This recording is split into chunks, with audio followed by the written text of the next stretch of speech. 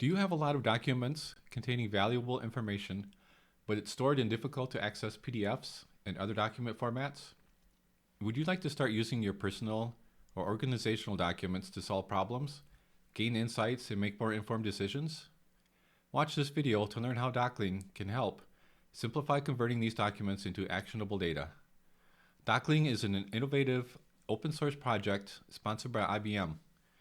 This tool handles the often tedious task of file conversion by taking images, PDFs, and other documents and extracting the text from them, giving you organized Markdown or JSON format output. Docling uses a transformer-based model to accomplish this, similar to the popular OpenAI and Gemini AI models. For more information on those and other OCR models, see our video playlist on popular transformer models, link in the description below. The structured output from Docling can significantly simplify your workflows and help give you more intelligent analysis. Okay, let's get started. First, you'll need to have the Tesseract application installed. See our previous video on Tesseract for details on how to set this up. In this video, we'll be processing two images, this driver's license and this PDF document, with text, fields, tables, and images. At the end of the video, we'll give an analysis on how well Docling did, so please stick around. We'll start by creating the Python environment using the setup YAML file.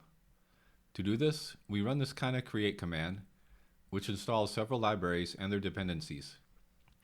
We have an NVIDIA GPU card on our system. To use it to run our model, we need to install the CUDA version of some of these packages from the PyTorch website. This will speed up the model processing time. We have another version of the YAML file for CPU-only systems. Both files and code are included in the repo. Link in the description below.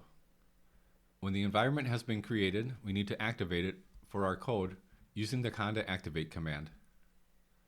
For the OCR demo, we only import two libraries, the Docling document converter library and a simple timer package. Our main function points to the driver's license image file, then creates a new document converter instance named converter. We use the converter to convert our image. Then we convert or export the text the model found to Markdown format.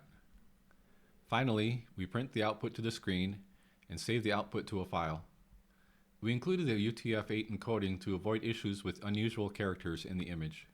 Our PDF document code is a little more involved, which includes showing you how to use and get the most out of the GPU optimizations. We include several Docling libraries, such as the accelerator and Tesseract interface. There are a few PDF-specific libraries we will be using. We use Torch to detect if a GPU is present and set the accelerator device accordingly. Here we have a few accelerator options and set the flash attention setting to use CUDA. Then we set up a few pipeline options. We want to perform OCR and detect tables along with the cells in the table.